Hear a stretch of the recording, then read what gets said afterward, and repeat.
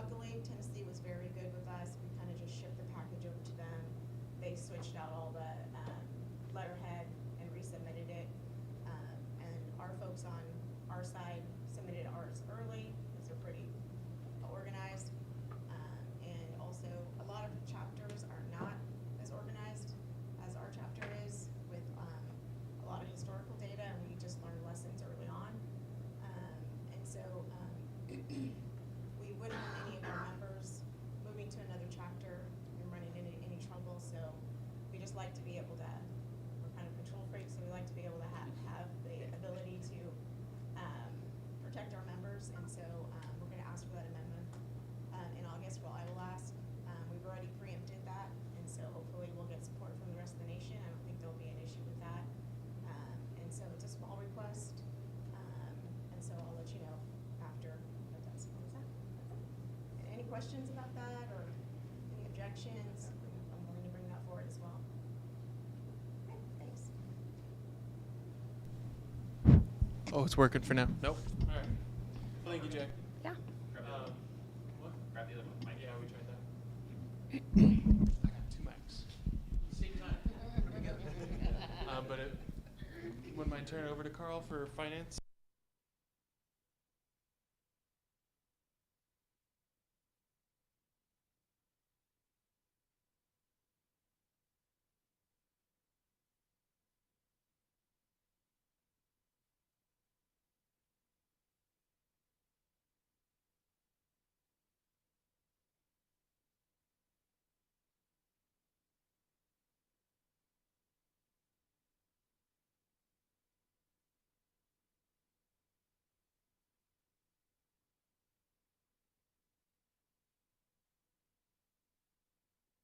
To participate and partner with Southern California NAPCO, so we share both income citizens. So that was a balance as of $227,791.01. You guys want to see details, please come find me in the back of the room. In terms of programs, there will not be a chapter meeting in August due to the International Conference Show in Orlando.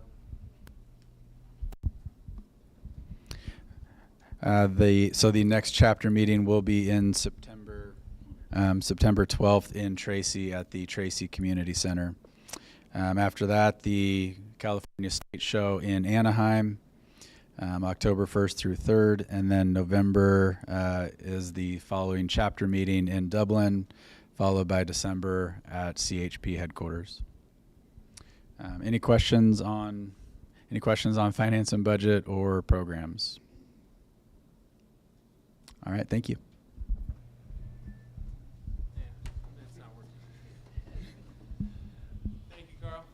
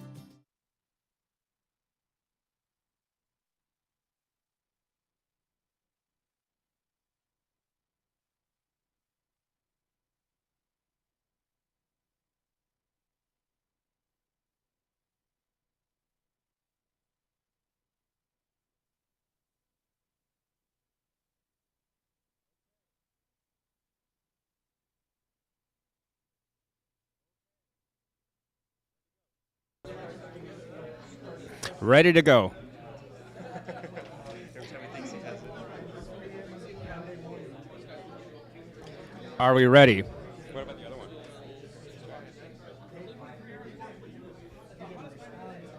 Test. Oh, that one works. Yeah, let me do Is that one? Yeah. Anything that works. I need the help. My voice doesn't carry very well. I'll just hold it. Sure. I don't need it. All right, we're gonna go and get started back up. You guys want to go ahead and find your seats? All right, good. My hotel is booked. We got 10:06 on the dot to get started back up. It's making me nervous.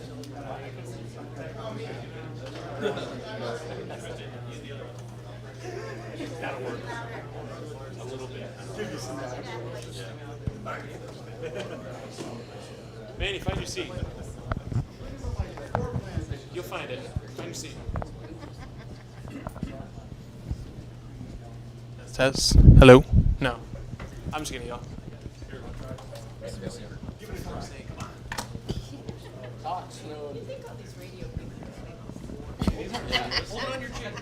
Testing 1 2.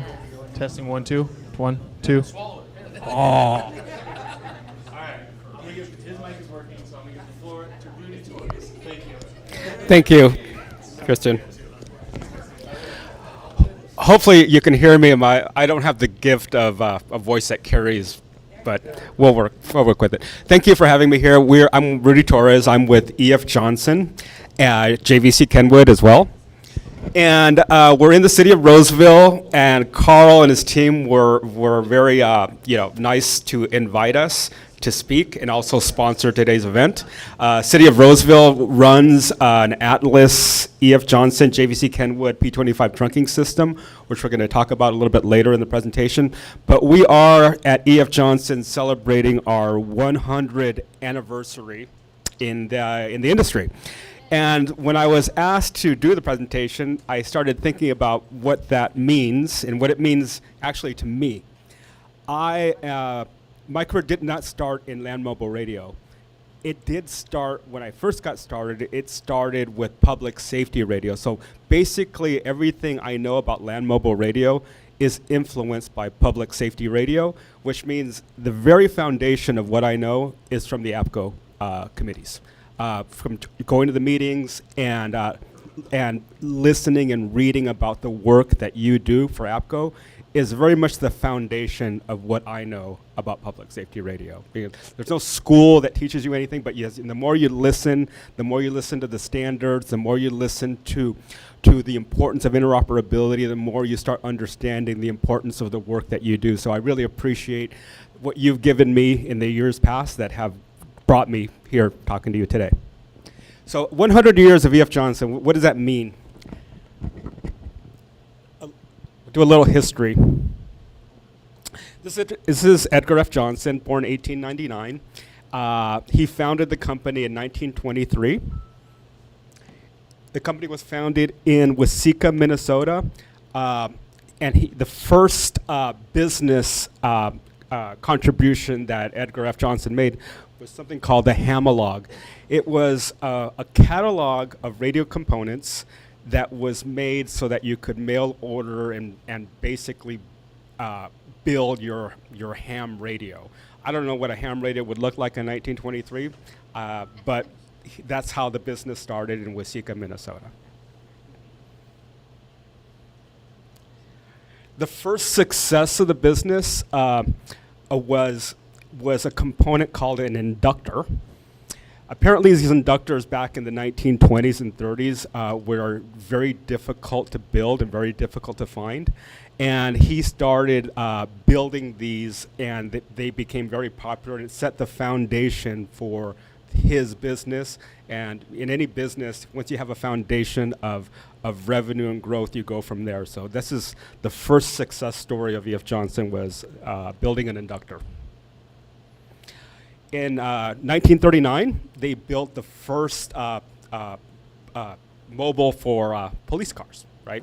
I've seen pictures of this in the past, and the transceiver part is in the trunk, and it takes up the entire trunk. But this is the first police mobile radio built by E.F. Johnson back in 1939. In the 1940s, E.F. Johnson stopped their commercial operations and totally supported the war effort, World War II. So all during that time, they were building and supporting land mobile radio for military, our military around the world. After the war ended, they got back into the commercial business and built the very first fully deployable ham radio.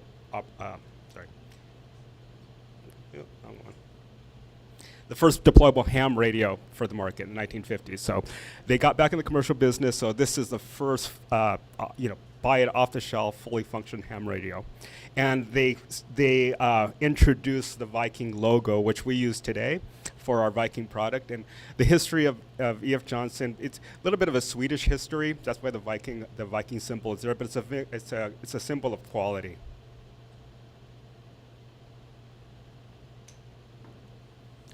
In 1958, the FCC authorized a citizen band frequency for public use, and E.F. Johnson were the first to build CB radios for the market.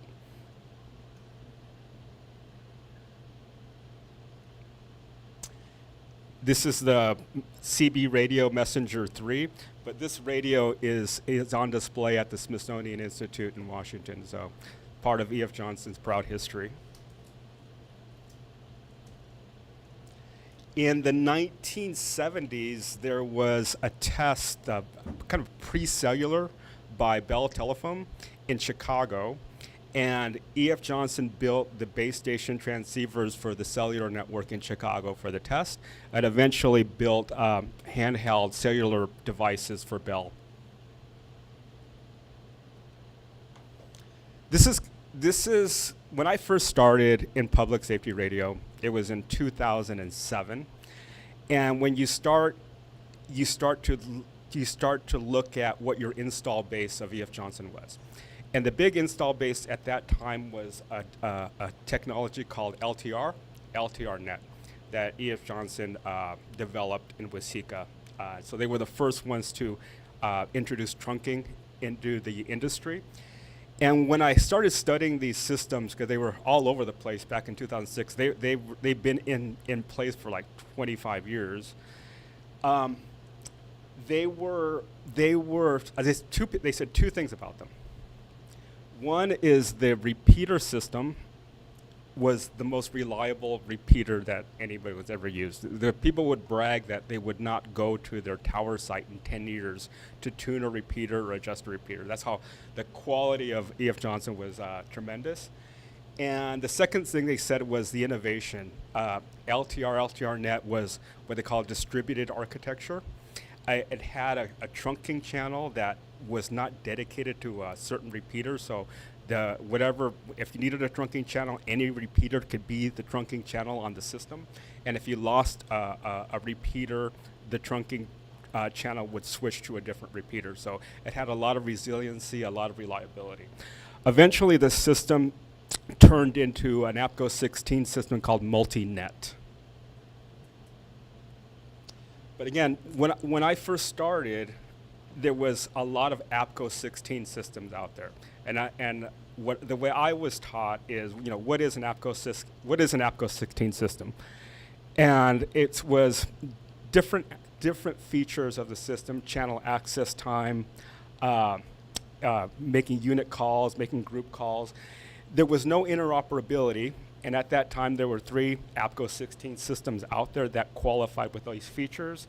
There was Motorola Ericsson GE with EDAX, Motorola with SmartNet SmartZone, and E.F. Johnson with Multinet. Again, no interoperability yet, but these systems are still widely deployed back in 2006. So this is where, again, I got my introduction. The key aspect is to APCO, and the work that you're doing is introducing interoperability. So in 1994, this is a milestone both for E.F. Johnson especially, and for Motorola. They signed a joint licensing agreement to create an interoperable radio onto a Motorola Astro system. So this is the press release at the time, and it gave the ability for E.F. Johnson to use Motorola's Astro technology and build a radio compatible with Astro.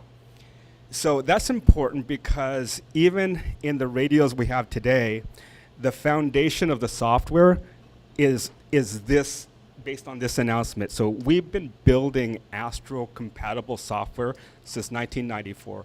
So if you've ever tested a Viking, E.F. Johnson, Kenwood radio on an Astro system, you realize that the compatibility is basically second to none because of the 30 years of experience we have with Astro. And so all the iterations that we have, that Motorola has done on the Astro system, from SmartNet 1, SmartNet 2, going from simulcast,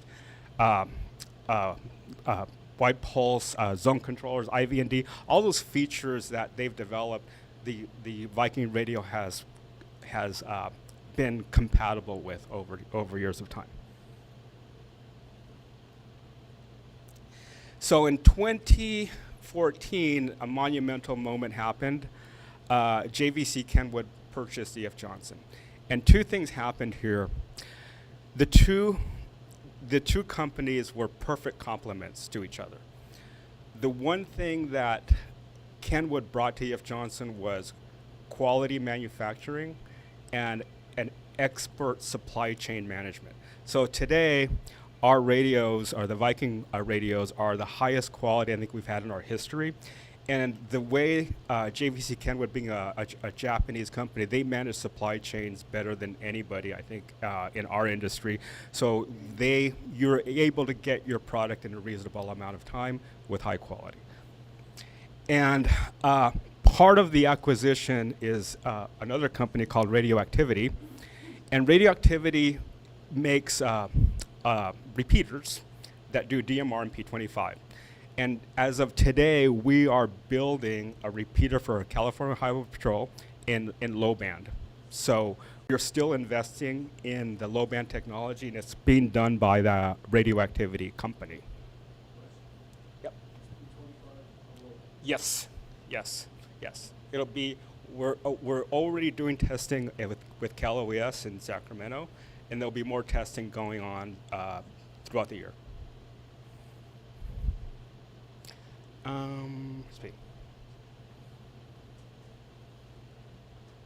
So this is where, again, I appreciate the contribution of the NAPCO committee, because as I went through my career with radio, interoperability and compatibility were something that was kind of religiously put in my head.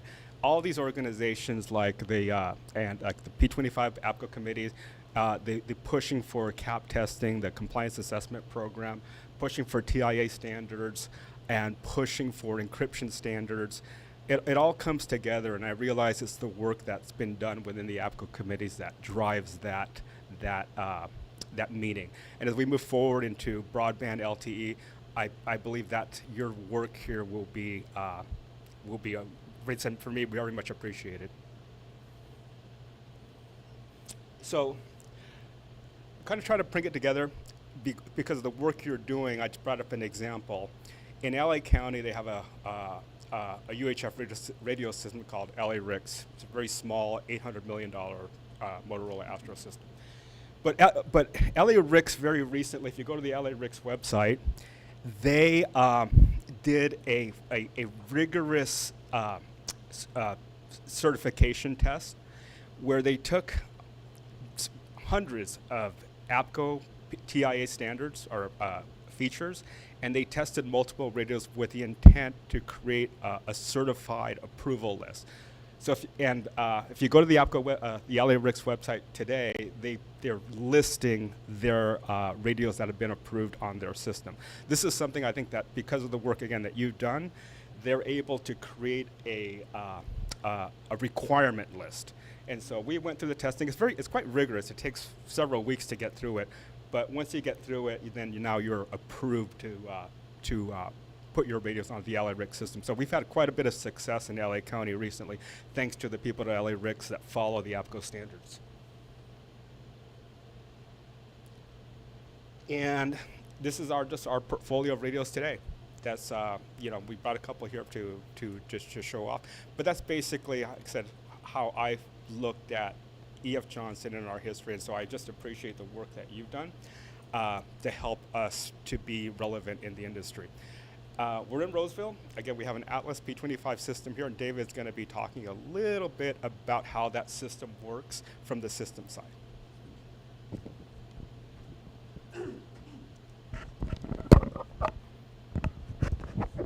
Thank you. Radio service testing at NAPCO. 1, 2, 3, 4, 5. Radio service in test. I haven't done that in a while. So before I start, forgive me if I get excited about this. People have to tolerate me because I was a part. I had the honor of being a part of the implementation of the system here in Roseville. And if not all my information is accurate, I just turned 60, so I'm getting older. So my stories get bigger and better with time. And so if it isn't completely accurate, Paul will correct me. Hopefully not in the middle of the presentation. So this was, 2016, 2017, somewhere in there. 18 that we received word. I worked for Silky Communication Solutions at the time here in West Sacramento, and so Jim Silky Jr. said, well, Roseville's going out for a radio system, and we'd like to play in that arena. So we began gearing up. We joined all the other competitors in going through the process. And what I'm here to tell you is two things. So I'll give you up front. So if I stray and go down to chase a squirrel, you'll know I'm chasing a squirrel. Two things that I think were key to the success of the implementation of the Atlas system here in Roseville. And number one was, I have to say, for me personally, it was one of the smoothest projects I'd ever been involved in, and definitely on this scale, it was definitely the smoothest project. We had 3 sites of 800 megahertz, 10 channels, phase 1 simulcast. These sites are all, as we like to tout, distributed architecture. And what does that mean? I don't really have a slide for it, but let's pretend this is a repeater. And within each and every repeater, there is intelligence. That is controlled from what we call the TS&I and CS&I. Forgive me if I don't remember what it's called. It's an acronym. We love our acronyms, don't we?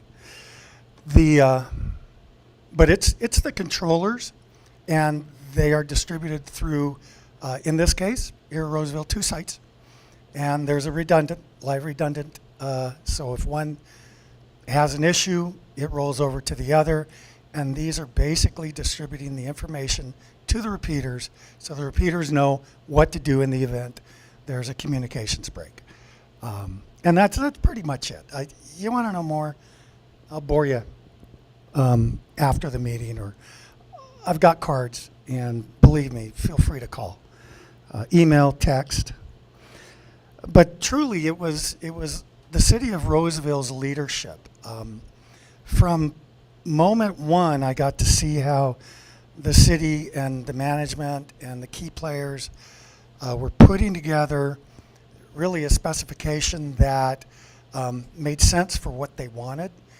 And all the way through the process, yeah, we had trouble.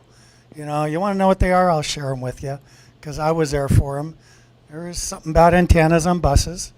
We got that resolved. It was a workmanship issue on our side. Things happen. But truly, it was a very smooth process. But then after it was accepted, which I do believe it has been accepted, correct? Okay, because we're already working on the extension for the warranty.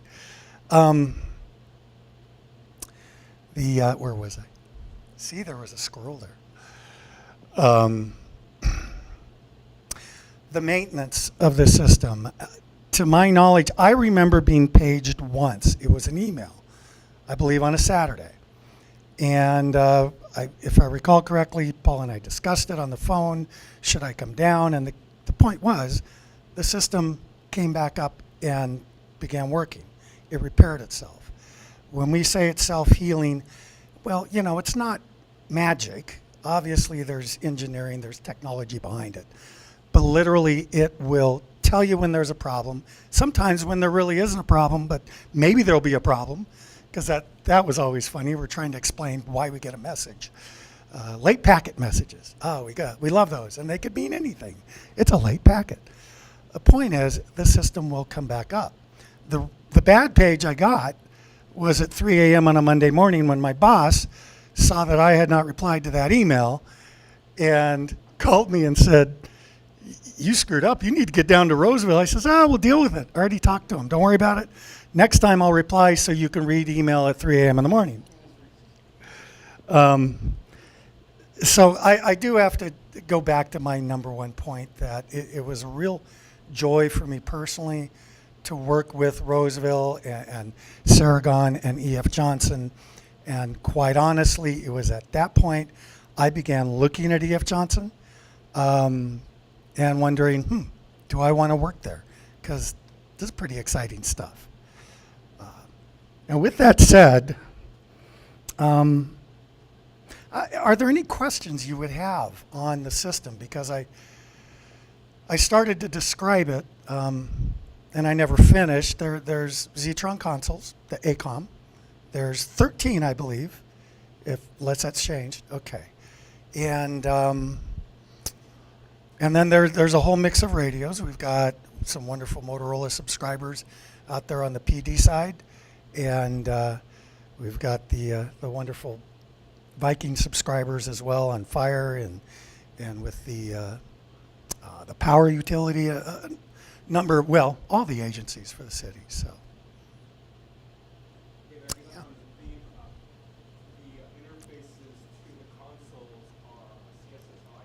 Yeah. True.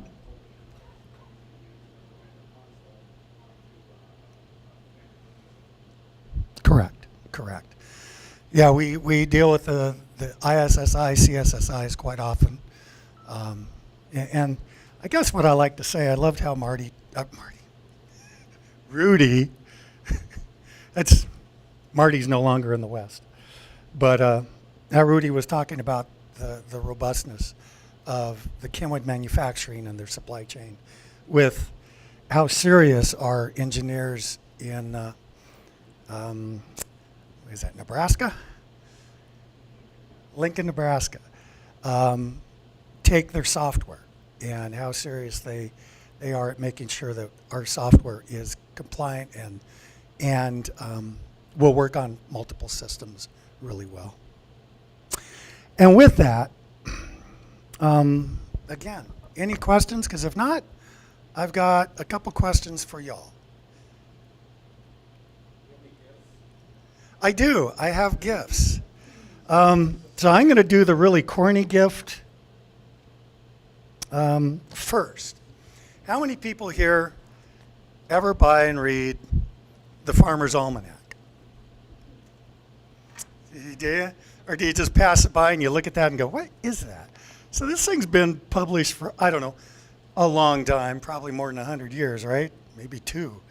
And I always like to buy it halfway through the year, just for fun, because one, they discount it. And 2, I like to go back and go, well, was the first half of the year correct?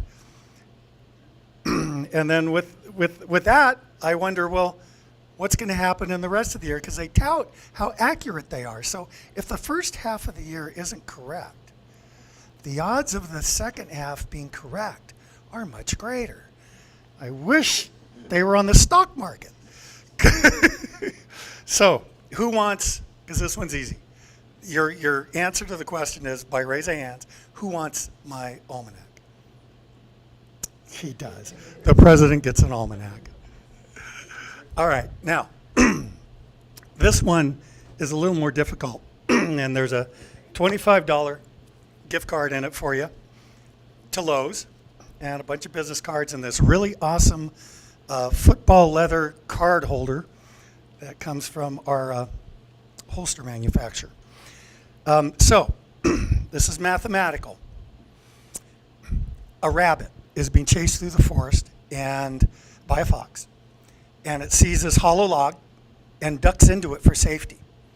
The rabbit enters the hollow log at 10 miles an hour. It comes to the far end of the log and it stops in a panic because suddenly it realizes foxes are foxy, they're smart. It's going to be waiting for me at the end of the log. So it turns around and it doubles its speed back to the original end of the log that it went into. So my question to you is, how many times does the rabbit have to turn around before it can see out of both ends of the log at the same time?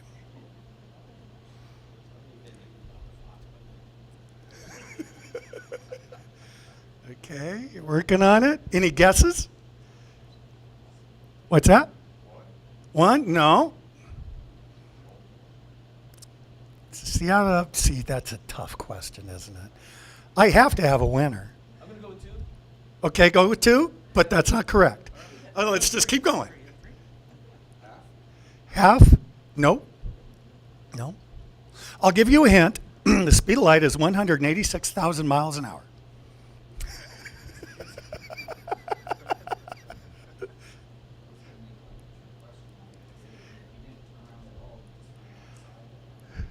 You can see both ends. Okay. Wow. So my dad told me this joke. He was a civil engineer. And yeah, I was like, oh, well, there is an answer. Because he always says, well, there's no answer. If the rabbit exceeds the speed of light, theoretically, it can see out of both ends of the log at the same time. So the answer is 16 times. It's going to be doing about, actually, it's 15 point something, but literally that's an engineer's answer. I'm not taking the card. So with that, there you go, Captain. All right, now this one is not a trick question. This is a $50 Amazon card. And by a show of hands, how many people in here are in sales? Okay. Amen. I can't give John the card, can I? Yeah, I don't know. I think it's going to go over here to this gentleman. We're all in sales because we all have to sell ourselves to someone. What is sales? It's a relationship and it's trust. And without that, so yeah, we all have to sell. So come on up, brother. Grab your card. No? Okay, non-commercial members. Yeah, well, I'm not giving it to Roosevelt. Larry, are you non-commercial? All right, brother. Okay. And I really want to thank you all. Did I miss anything? No? Okay. Good. All right. Appreciate it.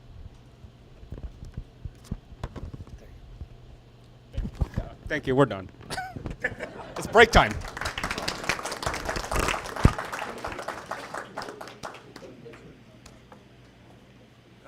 All right, well, thank you very much. I will be talking with you about seeing the math on that real quick, about the rabbit. And then we're going to take an everything break now. 11 o'clock will be reconvening. So enjoy. There's more coffee, more snacks. Restrooms are out down the hall to your left. We'll see you at 11.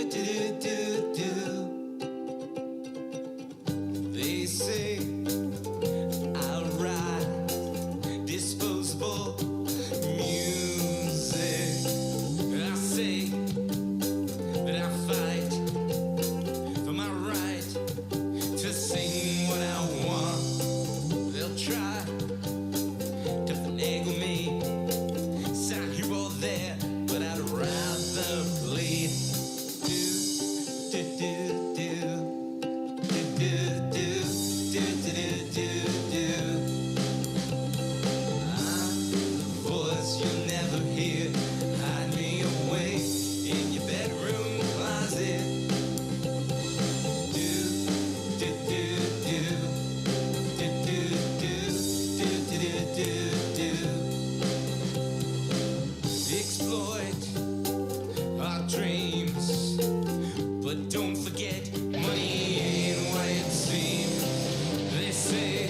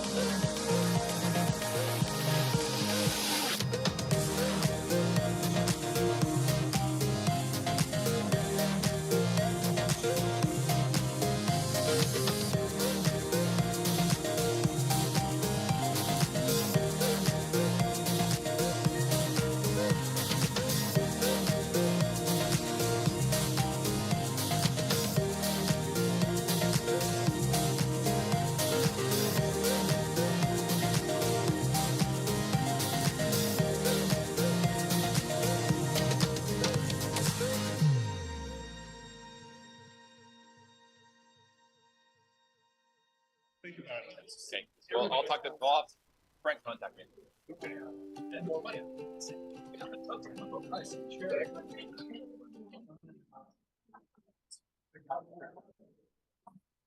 Yeah, before we start. Hey. Floor plan to the now out the show somewhere now. If there's a little plastic, if somebody has it, the paperwork. It doesn't do you any good. If you want, there's no names on it, right? It's just the floor plan. Thank you, man. No. All right. Microphone.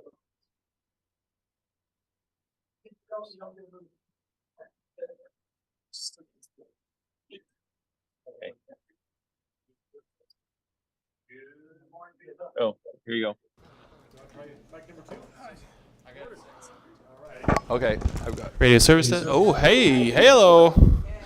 Alrighty. So without further ado, I'm gonna go ahead and turn the floor over now to Mark Hadley and Greg Glenn. Thank you. Okay, thank you. Do I have audio? Audio test? Very good. My name is Gregory Glenn. Many of you know me. I've been in the LMR business for 42 years now. I'm getting old. I'm aging myself. I started with Motorola, and we ended up. I ended up building one of the largest systems prior to Nextel in the United States. We had about 1,500 channels across 102 sites, and we ran Privacy Plus, we ran a Smart Zone, SmartNet, and then eventually IDEN. And as part of that, my responsibility was interference mitigation. Today I work quite a bit in the in-building portion of the community. And we have Lark Hadley, Director Hadley, with us today to speak on the use of the FCC complaint website for public safety users. Little bit of background on this. Back in 2019, I remember because I had just got my new car. I'm driving through Napa, I think it was an NAPCO meeting, and I get this flash on my screen, Lark Hadley, Federal Communications Commission. Well, wow, getting a call from a director at the FCC, it was like, you know, I'm a ham operator. Oh, what did I do, right? Who did I tick off? Anyway, we got to talking, and basically the conversation stemmed around licensee permission to use signal boosters and why that wasn't happening. We were seeing, at that point, we were seeing some interference issues that were directly tagged back to signal boosters, and in most situations, the licensees didn't know they were there.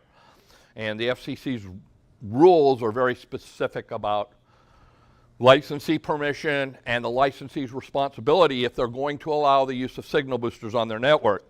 Now, I know that we have the fire code, NFPA 1225 is current, and IFC 510, that are sometimes, I would say, twisting people's arms to put in signal boosters, and that's not legal, right? We have to have licensee permission. They're the only party that can authorize the use of signal boosters.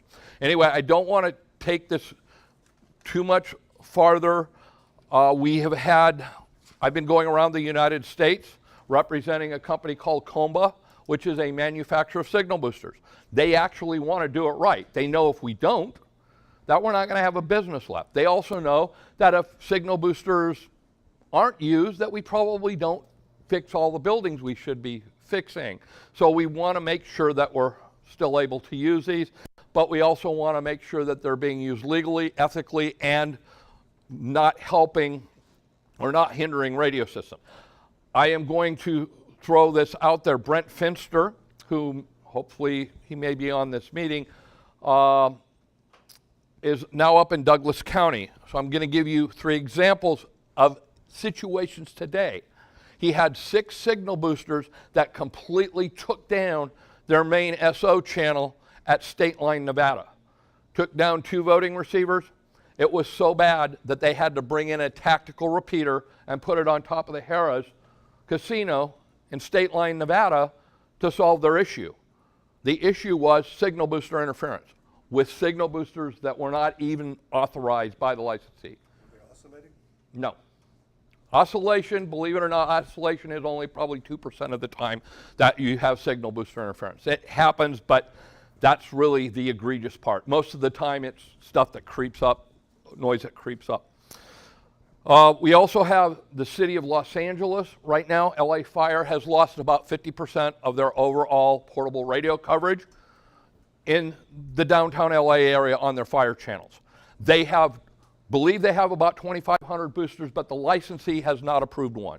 There has not been one approved signal booster. And then I'm going to throw out just Sacramento real quick here.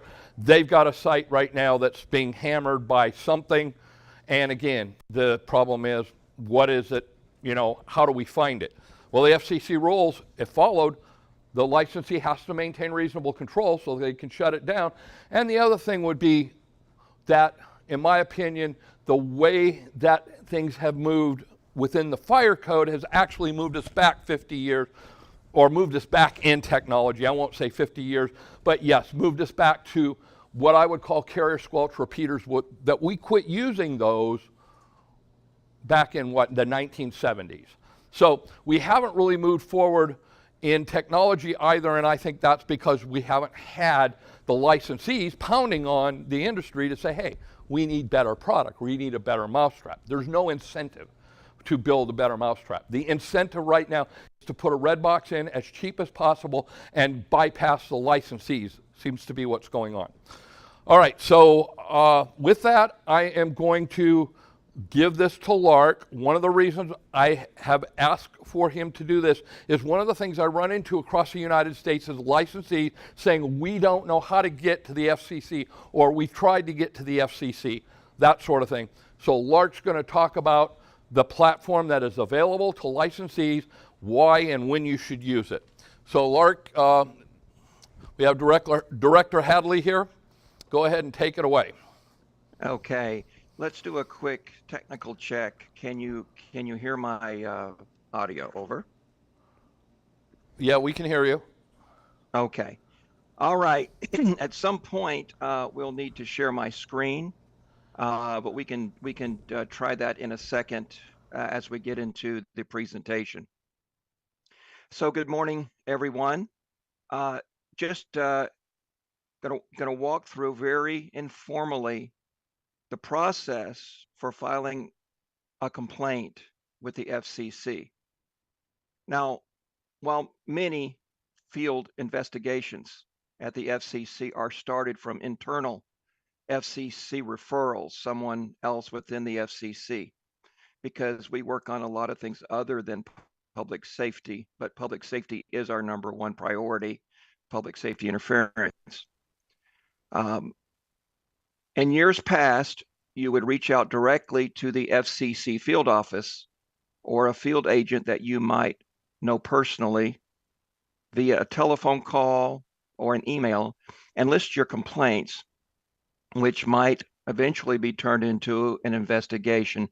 This is not done that way anymore. We now have a much better system, a web complaint portal that efficiently and effectively takes your complaint information and sends it immediately to the correct manager. Now, this does several things. It makes sure that the complaint includes necessary information, ensures that it is received promptly, and it makes sure that you immediately get a receipt with a complaint tracking number.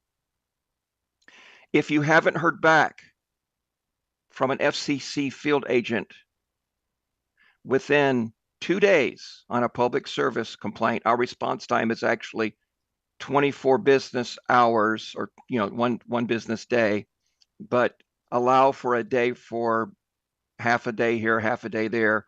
If you haven't heard back within 2 days regarding your complaint, and this is strictly for public safety complaints, which is our highest priority, you get special treatment. You can reach out and ask if anyone in the FCC has received it or has further questions. Most likely because of this new complaint portal, because of how efficient it is, we will have already reached out to you But if we don't, you can reach out to us. You do not need to file another complaint, and we ask you not to do so. It actually slows down the process because now we might have a confusing situation with two sets of information for the same issue. So another benefit of having a web portal complaint system is that it helps the FCC field offices organize the investigations in an efficient manner. So please note that public safety complaints, interference complaints, the public safety agencies must make all efforts to find and eliminate the interference before involving the FCC. Why? Well, clearly, we don't have resources to be your two-way radio shop. We just don't. And because public safety interference we consider to be an emergency, that's why it has such a high priority in our response time.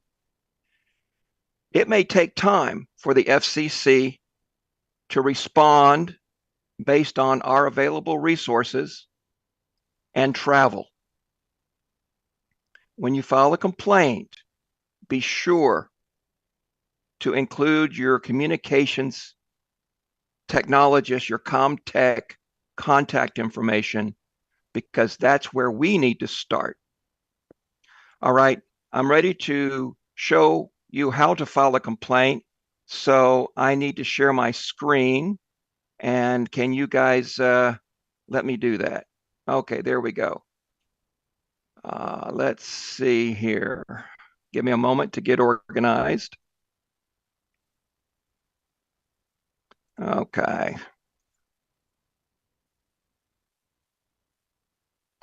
Greg, while I get this going, why don't you chat for a second, and then we will work this out. Very good. I'm going to talk a little bit about the rule section, the federal law that governs the use of signal boosters, real quickly.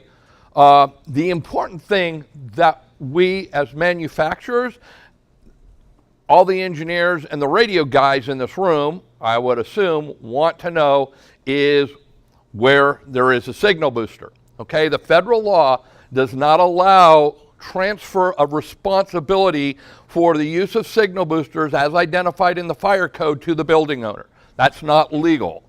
The licensee is the only party that can authorize and the only party that is responsible for the operation of the signal booster. Now, the FCC has some other rules that go along with the use of a signal booster. For instance, when and where you can use them and that sort of thing, but really that is determined by the licensee, right? The person who holds the license, just like any other radio or device, radiating device you allow on your network, you're responsible for it. Now, I would say that reasonable responsibility, I mean, can I shut this thing off if I'm called by the FCC or another licensee within 4 hours? That's kind of like, if I got an interference problem, can I shut it off? And that only serves to help the licensee also, because when you wake up in the morning and you got a site that's going bug nuts, right, you want to eliminate quickly any potential of interference. And since signal boosters seem to be cropping up as being the number one signal boost or number one interference cause to LMR networks right now, and the FCC has stated that you have to have reasonable control, just be able to turn them off. And also, I would recommend that licensees push back on the manufacturers. There's no reason why we shouldn't be able to log when the uplink amplifiers are on these devices. If you're P25, log the NAC code, log the unit ID that was actually involved, or just be able to give you information about when these signal boosters are live. Now remember, we have gone backwards in technology. We've gone back from a system that required PL or DPL to turn on an amplifier to now amplifiers that are just on all the time, just amplifying noise. Some of them do have squelch, but some of them don't. And it's really driven, what we've seen is a drive to reduce the cost of the product at the expense of the radio networks. So some of you in here know what I'm talking about. Okay, I think Lark is back. Lark, are you ready to go? I am.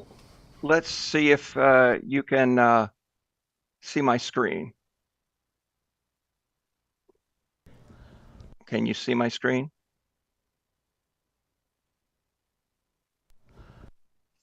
Can you hear me? I can't tell if you can hear me. Oh, yes, we hear you, Lark. Okay. So let's start with the presentation, and let me get it where I can move through this easily. Okay. So this is how you file a complaint. And let me move this forward. Are you seeing a second slide that says 3 types of filers? We see that. Okay. All right. I'm going to continue forward. And if what I am saying does not match the slide, stop me. So there are 3 types of filers of complaints. There are licensees as public safety interference license holders. There are licensees as enterprise service interference license holders. We call that ESIX. The public safety interference, we call that PSIX. The last category is a non-licensee, which would be a consumer complaint. So today's presentation is for the PSIX complaint. There are 2 types of complaints: interference and non-interference.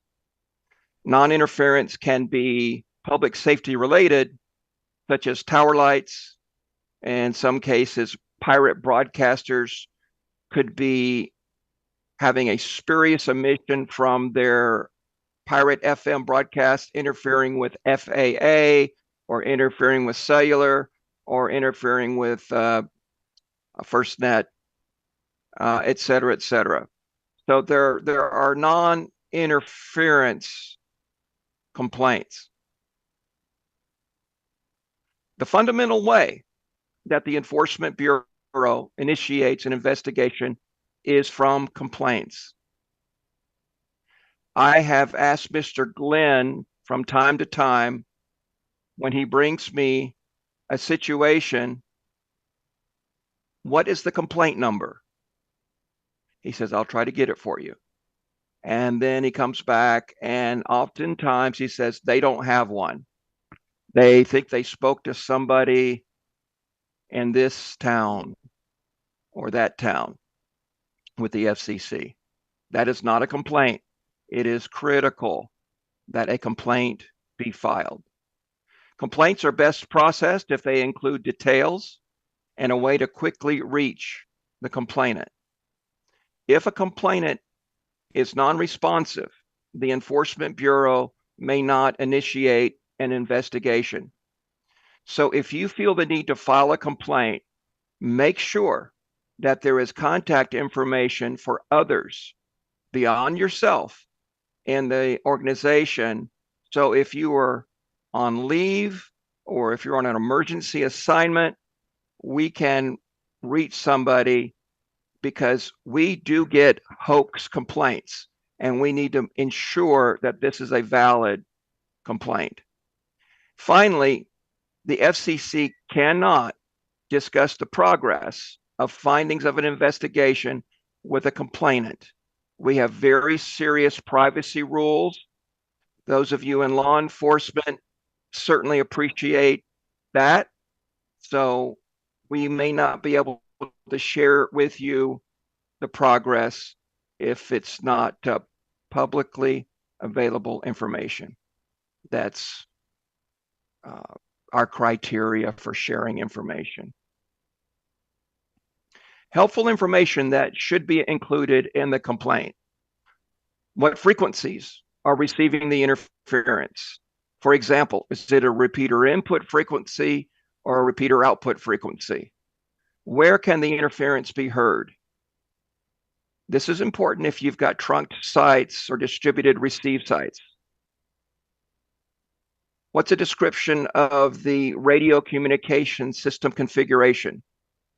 It could be a very simple system in a small town and a complex system in a large city. When did the interference begin and how often does it occur?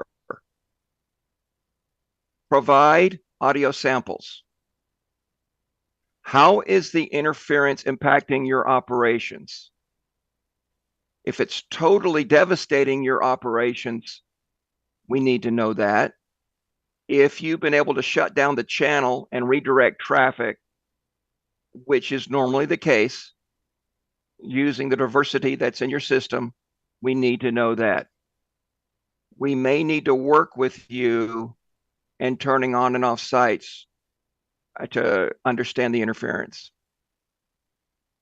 Can you provide a log sheet, the time, date, duration, description, and frequencies of the interference? So this is how you file the complaint online. It is very simple.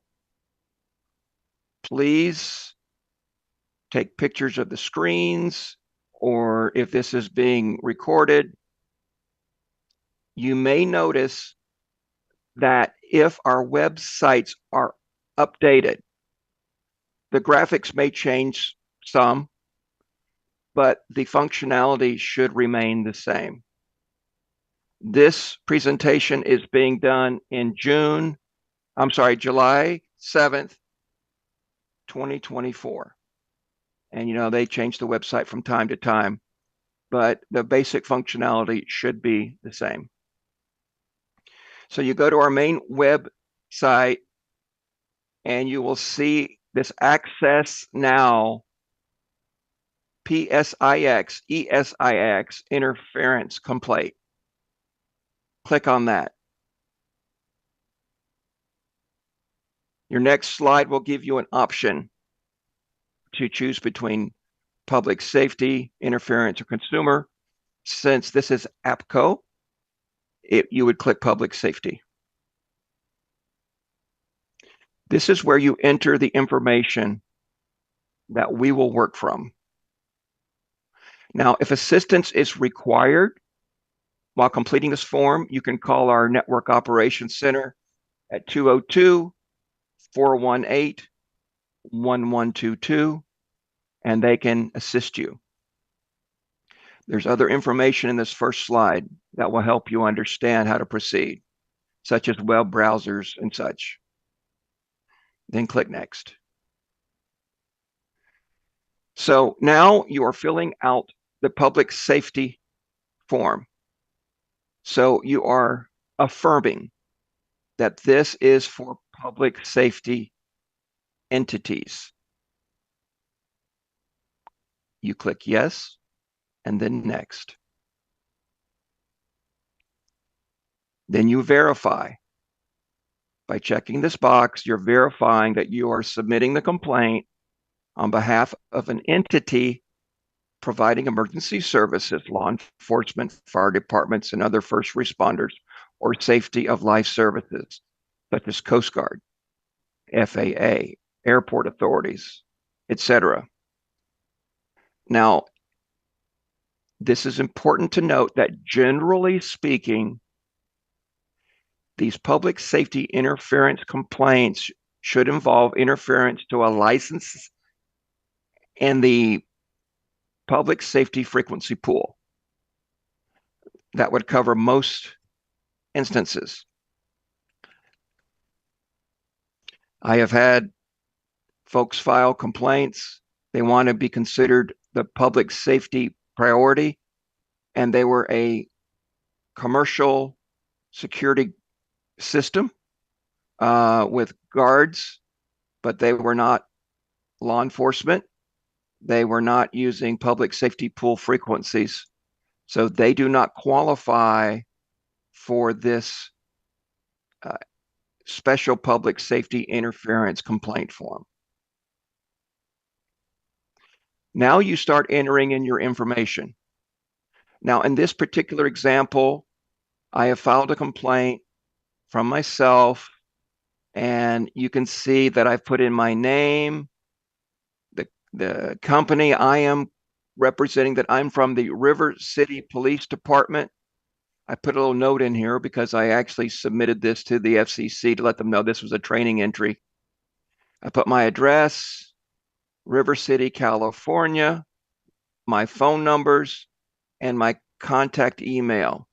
Make sure you put in extra information, additional secondary phone numbers. If you're not there and we can't reach you, we may not respond. At least not immediately. We'll keep trying, but it may take some time. And presumably, this is a urgent situation. Now, the next slide is about interference information. So these are drop downs where you pick the best answer. If you make a mistake, don't worry about it. Don't refile unless we deem that that's necessary and we ask you to. We'll fix it. This is our starting point. This is not the end game. So one of the click downs I used here was municipal, state, county, local service for the service experiencing interference. I made up the call sign, WWW123. The frequency range, I put 698 to 806. Just select what's proper in the drop downs for your complaint. And the interference type, I selected land mobile, public safety, and industrial business. That was the closest option. Click next. Interference location. So you can click if it's the same address as provided. Generally, it's not. I put down that I found the interference at 123 Elm Street. How did I do that? My technicians went out, or my contractor went out. We will look for you to find the interference. You should know where your boosters are. These boosters are not allowed unless they are licensed, and they are licensed by you giving them permission and you giving them a letter, an expressed consent letter, and that should be in your files. So, for example, if you're getting interference near a particular trunked site and it's an area where you can go through your files and look at all of your expressed consent letters that you've allocated to buildings, you'll know where to start looking at buildings. This is why the FCC rule 90.219 is so vital. You must have a license to operate a booster. That license is the public safety licensee who delegates that authority by the letter of expressed consent. So, interference location, either your guys found it or a contractor found it. Maybe you have one letter of express consent for a booster near there and you're pretty sure that's it. However you get that information, we need that. Now, the next slide is the identity of the alleged violator. So here I entered, we found the interference at what we believe is the Smith Company office building. Again, when I say I'm representing the police department, not the FCC. The police department found this. Call sign. Well, there was no call sign because as head of communications for the police department, I had no express permission letter given. So there's no call sign. Otherwise, you could say it was my own call sign because I delegated that authority. Typically, there's none. The first name, well, we talked to, I say we, the police department, or you, talked to John Smith at 123 Elm Street. Let me just make sure that the microphone is working. I was getting some feedback. Guys, can you still hear me okay? We still hear you. All right, I'm going to continue assuming that you can hear me. And if you get a chance to break in and tell me you can hear me, I don't know if the connection has dropped.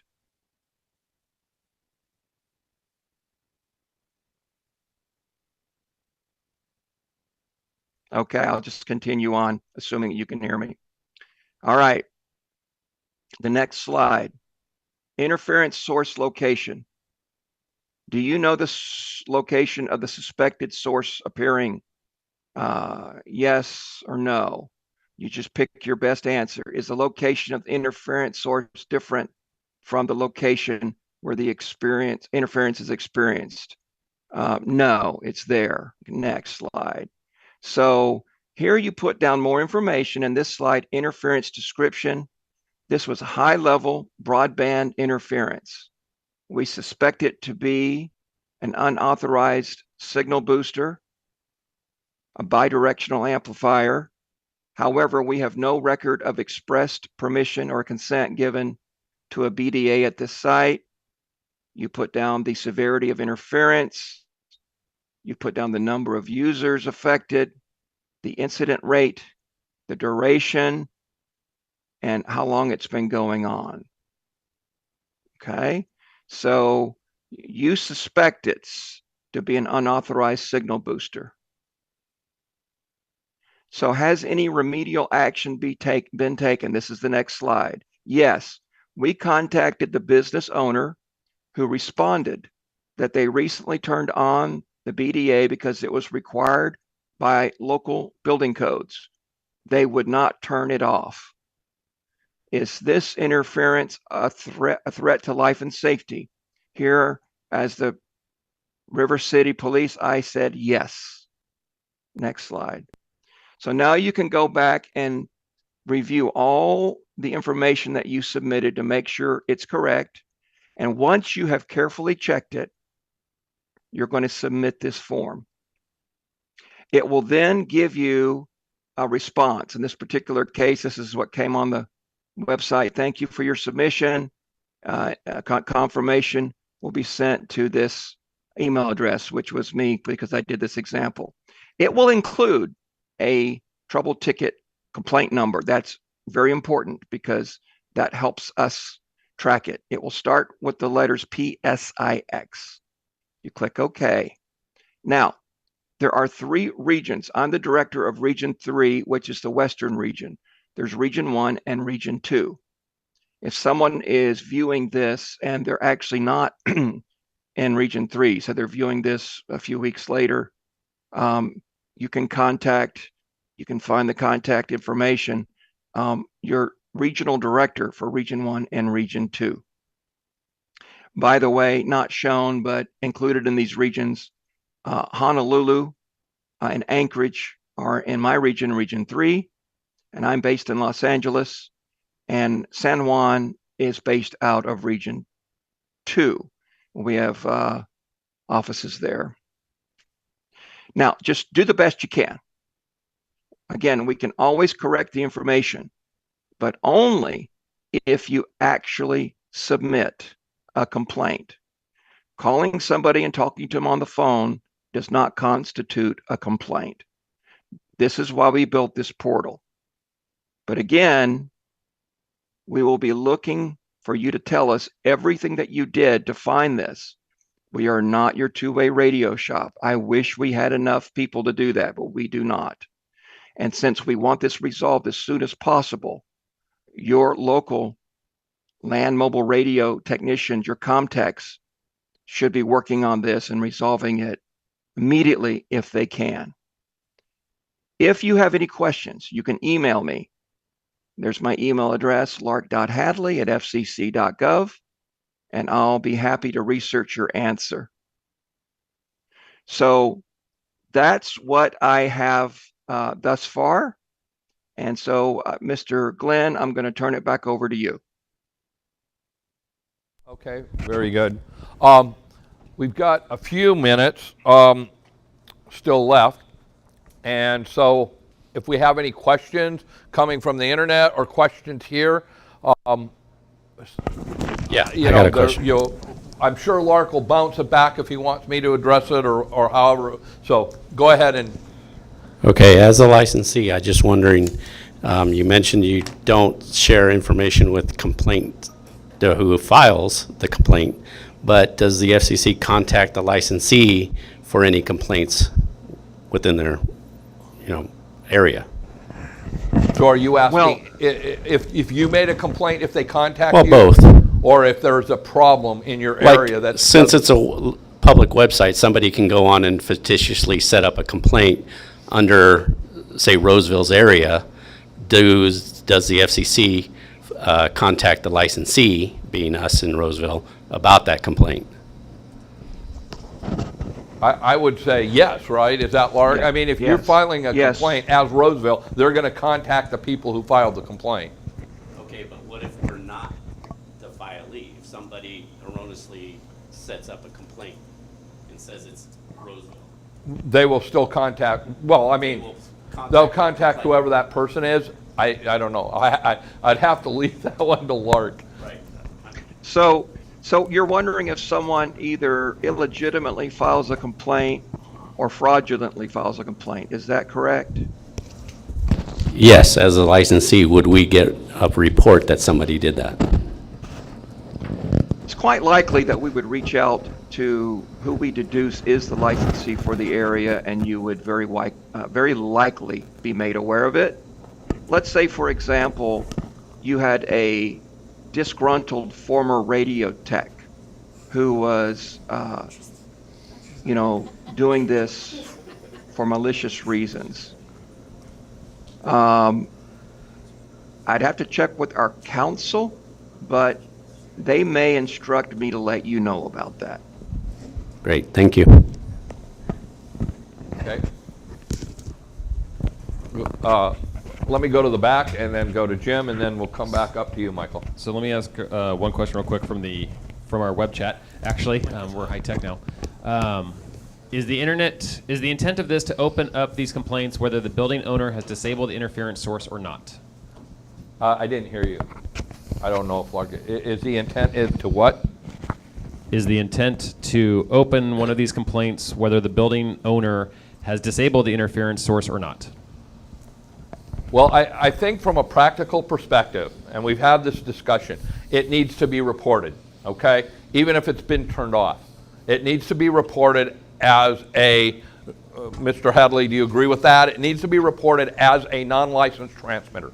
Too many of these are going in without licensee permission, and what's happening now is licensees are waking up and go, wow, I got 2,500 of these and I have no idea where they're at. So it's really, really important. So the only way we can stop it is to, get people to comply with the FCC rules. The FCC rules are pretty specific about it. Unfortunately, I would say that I've been doing in-building solutions since about 1987, maybe 88, back in the days of the SB1. And I could probably count on one hand the amount of interference problems that we had due to the use of signal boosters until about 2008. 2018 to now, it's just gone exponential, the amount of interference problems that are coming up and being related to signal booster issues. So yes, I think, from a practical perspective, always report it because it needs to be understood and it helps the FCC be able to deal with it on a productive basis, because really that's what we want to do. We want to be productive. We don't want the use of signal boosters eliminated. They're a good tool when used properly. However, they're not always used properly. And I'm going to say that about 80% of them that are in service today do not meet the FCC requirements for technical, and maybe as much as 90 don't meet the requirements for by having express consent from the licensee. There are a few that do, but go ahead, Michael. Yeah, I have 3 questions, but the first 2 are be pretty direct yes/no answers, and the third one I'll let you elaborate on. The first one is, what if we believed we found a signal booster in a certain area, but it is not authorized by us? Say, for example, it's not necessarily interfering, but we believe that, okay, within a few blocks here, we see some noise, and we know that it's from a BDA, but we do not have a record of a licensee there. Would we be able to submit a complaint for that? I guess it would be the non-interference complaint, I guess. Well, it would be non-interference, but if you're seeing the noise, it's not non-interference. Yeah, yeah, I mean, but maybe this so is, low that it's not killing our channels, but it's contributing to. Yeah, it's contributing, yeah. and this is, like I said, I do Defenders of the Spectrum all over the United States, which is about an 8-hour course for licensees.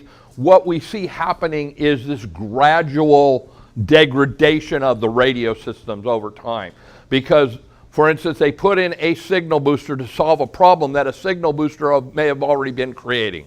So, I go into a building today, I test a building, it's not working. Well, it's not working because the radio site that's supposed to be servicing it is being desensed because there was already another signal booster put in there. So what they do is they end up putting another signal booster in, and now we've exacerbated the problem. And this is why it's so important that the licensee has a plan, right? I'm not saying the licensee needs to be paying for this. The licensee needs to be putting putting those costs back on who's ever using the signal booster, but go. And number 2 is, so what about cases where we could not successfully locate the interference, but maybe we just know it's in a certain area, but I'll say San Francisco has probably spent more on interference locating equipment than maybe a lot of smaller localities, and so it would be like, hey, we spent a week trying to find this, and it's causing major problems, and we still haven't found it yet. Like, for example, some cases could be real difficult, like it's intermittent. Yep. It's only happening once every 20 minutes and for 5 minutes at a time or something, and those are always the bears to find. And those are really the ones that are the biggest problem, is the one that you find 6 months after, you notice it 6 months after, and it's intermittent. And unfortunately, the signal booster manufacturers haven't been driven by the licensee saying, hey, this is what we need as a licensee. The signal booster manufacturers have been driven by a fire code that basically said, it's a red box and you can hang it on the wall and you don't need any engineering. I mean, and I know that's not what the fire code says, but that's how things have been moving in the last, say, 6 to 7 years, as you would agree. So again, it's really about no signal booster gets turned on, and Lark, you might want to, no signal booster gets turned on or tested on any outside antenna until they receive a letter from the licensee that says we're going to even allow it. In my opinion, that letter should be a building should not be touched with any active components at all until the licensee has looked over the design and said, yes, I agree that I will allow a signal booster to be used in this particular situation. So I guess, though, if we did spend some considerable amount of time and resources, Lark, can you answer that? At what point, at what point would you to get what the extent, FCC involved? That's really my third question, was to what extent do we have to go before the FCC would help with the locating and isolating of the source? So if you have exhausted your resources, then you have looked at an exigent situation and you've done everything you could to fix it quickly, then we will do our best to assist you. Now, I've got to get people there. I've got to get equipment there. And if it's intermittent, we're not there typically. You are. So if it's intermittent and we're not close by, it's not going to do much good for us coming there. Not that we won't try. Does that make sense? I mean, I'm a practical person. I'm spent 40 years in the industry before I came to the FCC. So I've done a lot of interference mitigation and all across the board. So what we want to do is we want to get the interference off the air. But if it's intermittent and you're there in that city, even though you're having a hard time finding it, you still got a better chance to find it than we do because we're not there. We can't respond. Now, if it's, let's say, routinely intermittent.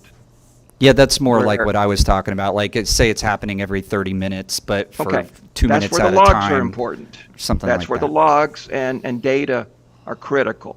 If you've got systems that, like if Motorola's your prime contractor and they can generate these logs and say at this site it happens, maybe it's a diothermy machine or maybe it's something else that comes on regularly at sunrise or sunset or whatever. Give us that information and we will do our best with that. Okay. Mr. Glenn, I've got other meetings I've got to attend. Was there any other quick questions I can help with? Okay, any other quick questions for Lark before he's got to get out of here? I'll still be here you can hammer on me. Not that I'm the FCC, but we've been working on this problem for a while now, and I've found a lot of things. Thank you, Mr. Hadley, for your time. So just a reminder and wrap up, it is critical that the first responders are able to use their communication system with mission critical reliability. Now, this is to make sure that every first responder receives the latest information to find that sleeping infant or that senior citizen that's in a burning building. And somebody is trying to get the information to the first responder. Maybe a family member has contacted dispatch, the watch commander, and said, my baby's in there, or my granddad's in there, 3rd floor, second room on the left from the elevator. This is also important so that any injured first responder receives emergency medical treatment immediately. If a booster is causing a higher noise floor and that signal does not go out and EMS cannot get there in time, seconds count. So any proposed public safety signal booster must first be approved by the licensee. And I would suggest before it can even be turned on to test, because during testing, you could interfere with the public safety licensee right in the middle of an emergency close by. There would be no other way for them to know it, and you could be complicit in a terrible tragedy. I recommend that the required written letter of express consent from the licensee, this is the letter that you've given the building to put in the booster, your permission, you're delegating your licensee privileges, your license to them. I recommend that this letter be placed in a very sturdy envelope, clearly marked. Typically, I like to see with a Sharpie, maybe on a big brown manila envelope, and sealed. And then this taped to the outside of the booster cabinet in plain view. And then another copy should be safely kept in the office of the building management so it can be made immediately available to the FCC during any inspection. And if you have any confusion about that, please read FCC Rule 90.219. It is very clear. Mr. Glenn probably hasn't shared that I am also a first responder. I am a reserve deputy with the LA County Sheriff's Department. So I take this very seriously. I take what you guys do very seriously, and I appreciate this opportunity to speak with you today. Thank you. Thank you. Okay, I've got another, 10 minutes here, I guess, and then it'll be lunch at noon. Go ahead, Bill. I really can't compete with Greg, because he is our expert. But I want to give you a different perspective on how we are where we are today. Oh, here, you want?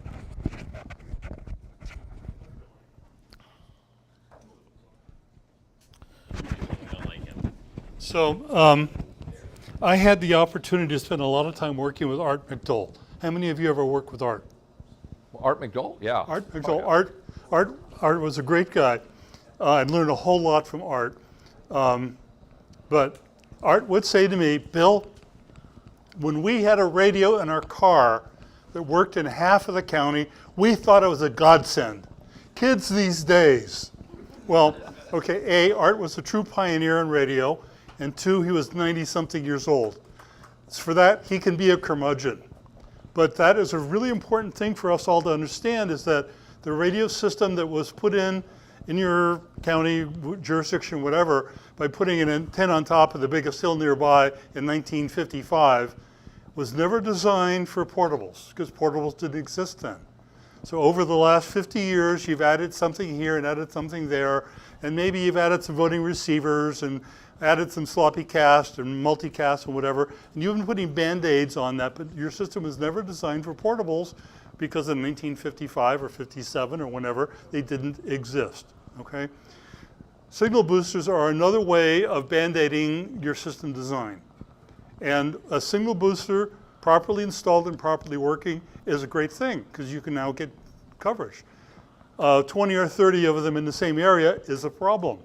And now you're noising up your thing. And so we're not solving the basic problem, which is when I had a radio in my car, okay?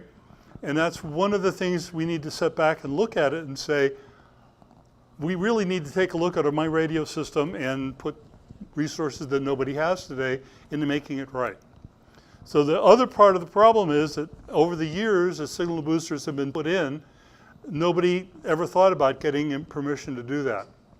And now it is the licensee's problem because you don't know where they are, okay? And so if you don't know where they are and you have a problem, how are you going to find it?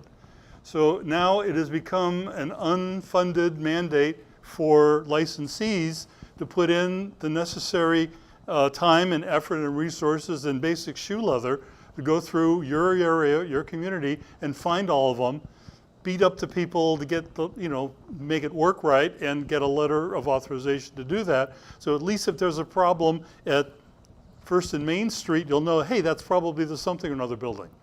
So this is now, we have to go backwards in time and we have to figure out where all of them are, and we have to document that and get permission to do that. And that is a resource intensive thing. It doesn't require engineering as much as it requires shoe leather. So the issue for all of us is not if we're going to get interference, but when, because it's going to happen. And a lot of great stories that Greg can tell and I can tell, including one where when the FCC went to the building that was causing the problem, the building manager refused to let the FCC into the building. Things, after a few phone calls, suddenly they decided they would want to do that, but these are the kind of things we have. And fortunately, we only took out one channel of a trunk system, so it just was an inconvenience. But if you're running a conventional radio system and your fire red channel receivers aren't receiving in town, that is a capital big problem. So the thing, as an engineer, I can take care of the engineering problems. I'm really good at that. But the relationship between the radio people and the building department, authority having jurisdiction, and the fire marshal, and many agencies is unknown. And so we have a situation where the building code and the fire marshal says you have to have a booster. The developer looks at that as one more thing he has got to check off his list. He finds the cheapest way to meet that requirement, because that's what a developer does, and now all of a sudden it pops up. So that's why, and there's a couple places, San Francisco is very assertive about that. Contra Costa is getting more and more into that. A few other agencies are finally caught onto that, but it is really a requirement of the CAO or the head of your agency, community, county, or whatever, has got to beat up the authority having jurisdiction and the fire marshal to say you have to work with the radio people. That's politics, and I don't do politics. So anyway, that's my 2 cents worth. Let's go to a quick technical question. You're seeing broadband noise. Can you ask Yeah. Yeah. Go ahead.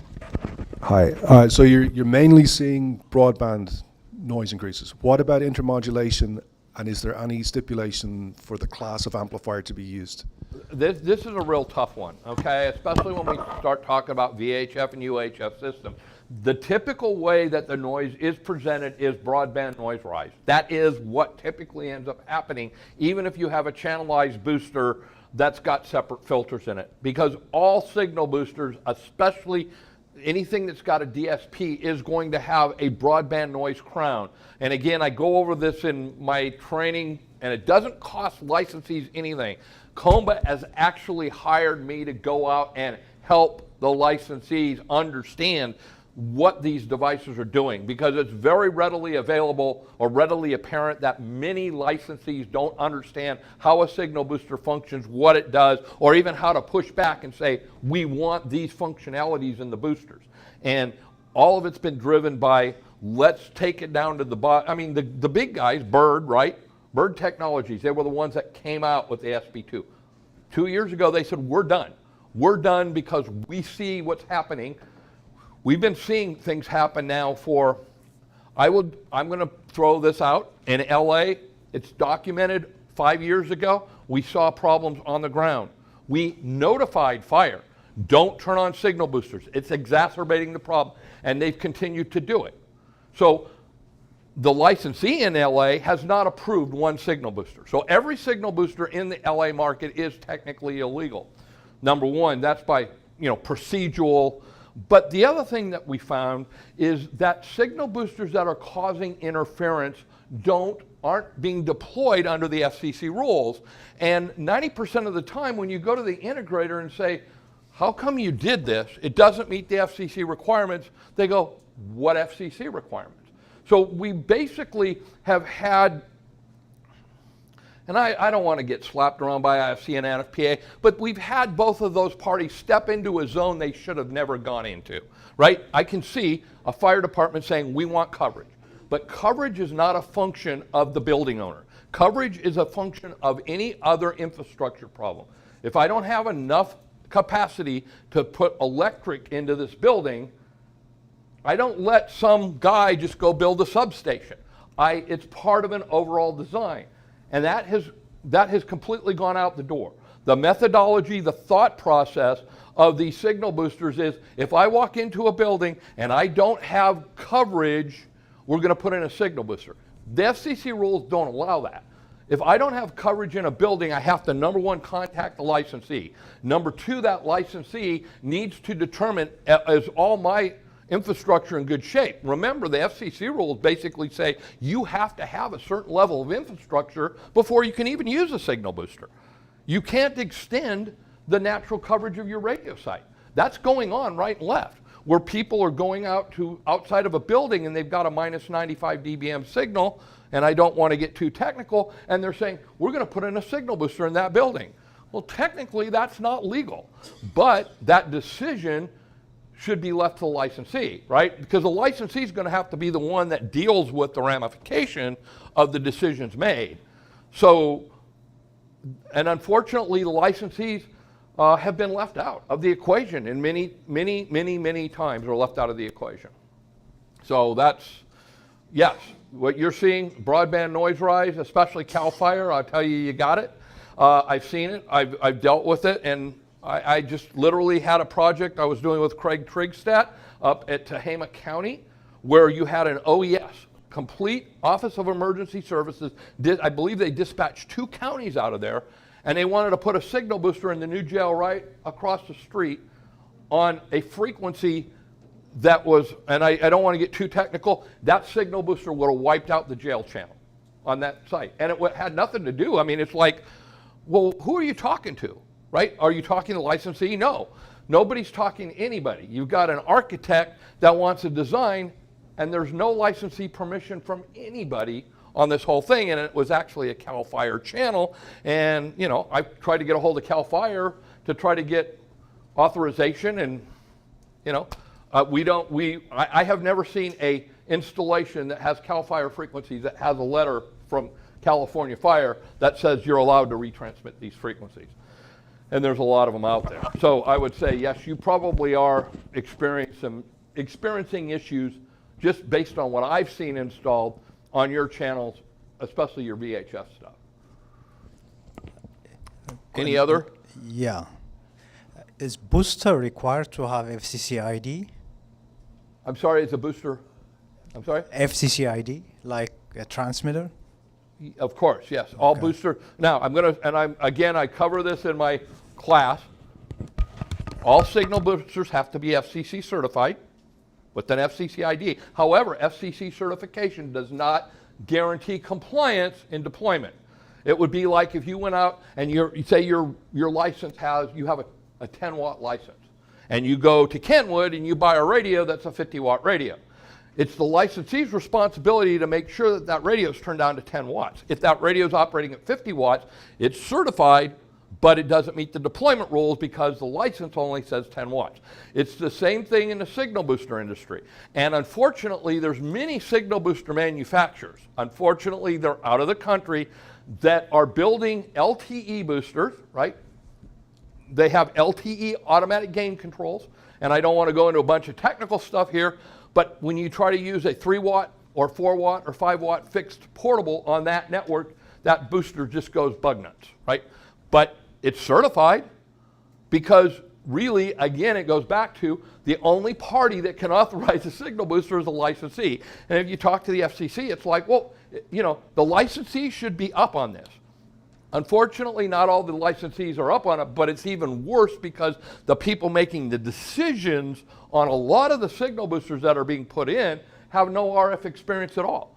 They're sitting in an office somewhere, a building code official, and going, stamp, boom, here's your permit to build it. Any other questions or comments or rocks or tomatoes that you want to throw? Hey, Greg, there was one question online that we didn't get to. And can we quickly go over the escalation of consequences for non-compliance with the FCC or the licensee? Yeah, I can go over the consequences. As a manufacturer, we have to post on all of our boxes, and this is true, that it's a $100,000 fine to put in an unauthorized signal booster. Okay, now, I don't know how many times the FCC's gone out and pressed that, and you know, those of us in the business are saying, hey, all you got to do is, you know, let's do $50,000 or $125,000 fines. This stuff will stop immediately. The problem is that we've got, how do I want to put it? Everybody's trying to do the right thing, but the fire code is not doing the right thing. Right, and the fire code, the way it's written and the way it's enforced, basically says that a building code official can determine whether or not a signal booster will be used. I don't know how signal boosters got into the fire code. They used to be in NFPA 72 at the, in the annex, and it was agreed upon at that time it would never be pulled out of the annex, but it got pulled out of the annex and got put into IFC 510 and NFPA 1225. They all talk about the use of signal boosters. The problem is in a Part 90 radio system, there's only one party that can determine what remediation will be used, right? If I don't have radio coverage within my network, the party that determines the remediation is the licensee.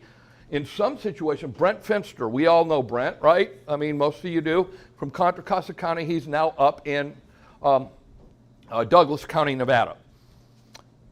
They had signal booster interference so bad that they had to bring in a tactical repeater and place it on top of the Harrah's Casino.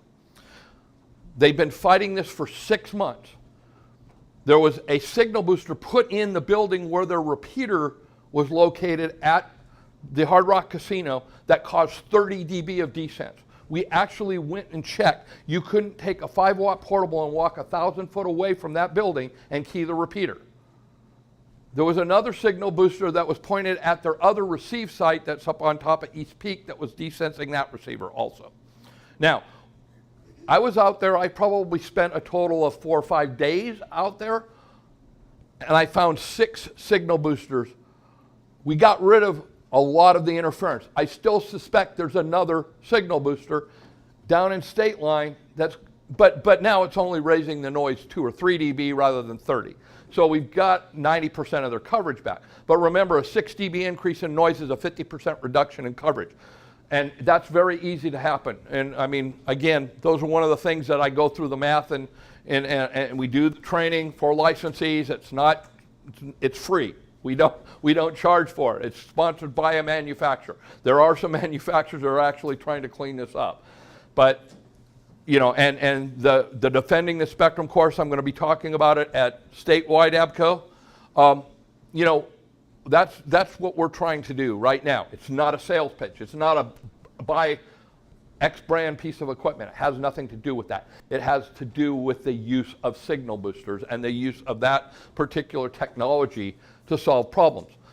But I'm going to say this, I hope I don't get shot for it from manufacturer, because I do represent Comba also, but I'm kind of thinking up in Nevada, they would be better off using voting receivers for their backhaul and letting people just use downlink signal boosters. Because right, if you're just doing downlink, the only thing you're going to screw up is the building that you're in and maybe 50 foot around the building. I've always said, you screw up the downlink, you screw up the people in the building and 100 foot around the building. You screw up the uplink, you screw up the 19,000 users, or in Sacramento's case or whoever, San Francisco's case, you screw up the 19,000 users that are trying to use this system on a daily basis.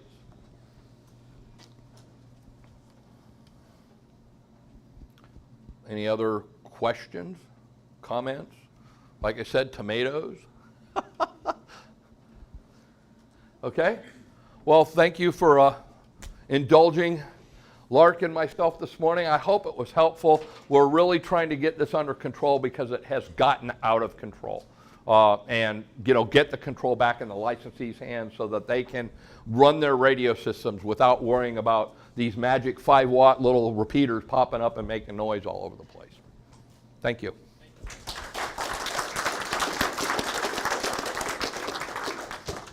Thank you very much, Greg. I appreciate you. And just so you guys know, lunch is served. It's in the back right there. You have 2 options, either a taco bar or a bean, cheese, and rice, bean, rice, cheese, chicken burrito. And it's delegated by the bag of chips right there in the middle. So